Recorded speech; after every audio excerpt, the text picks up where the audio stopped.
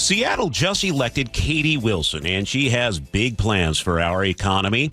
Young voters put her in office because they're frustrated. Good jobs, decent salaries, and they still can't afford to live here. They wanted someone to shake things up.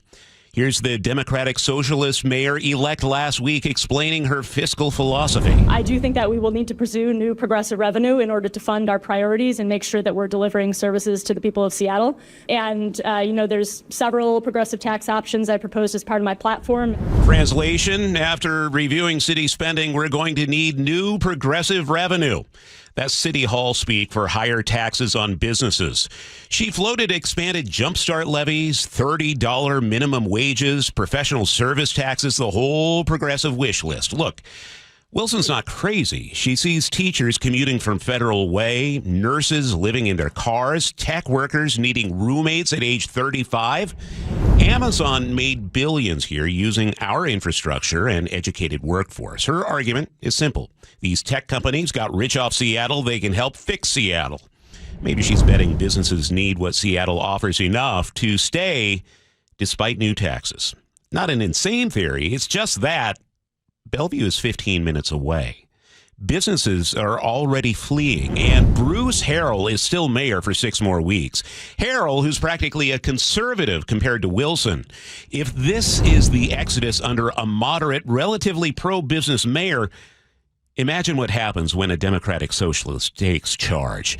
Amazon has moved more than 10,000 jobs to Bellevue. Actually moved, past tense. A company called Snowflake relocated 700 employees to the east side. TikTok and OpenAI went straight to Bellevue. They didn't even stop for coffee in Seattle. Thomas Gilbert at the UW's Foster School has the numbers. Seattle lost nearly 6,000 jobs, while Bellevue gained over 4,000. Our office vacancy rate hit 27%, closer to 35% downtown. Bellevue's 16% and dropping. This is happening under Harrell today, before Wilson's new taxes even exist. Why Bellevue? Well, there's no jumpstart payroll tax for one, no trial balloons about forcing unprofitable grocery stores to stay open. See, in Bellevue, they offer something revolutionary: predictability.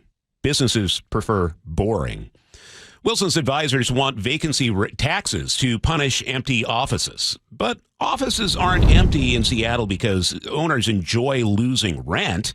They're empty because, in many cases, companies move to Bellevue, the east side somewhere, or their employees are now working from home.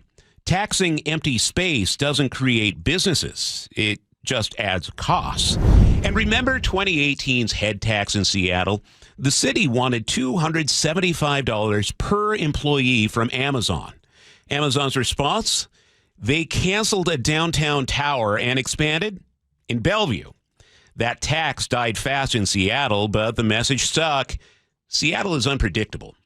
Those young supporters who voted for Wilson because they can't afford Seattle, well, their employers are the ones leaving.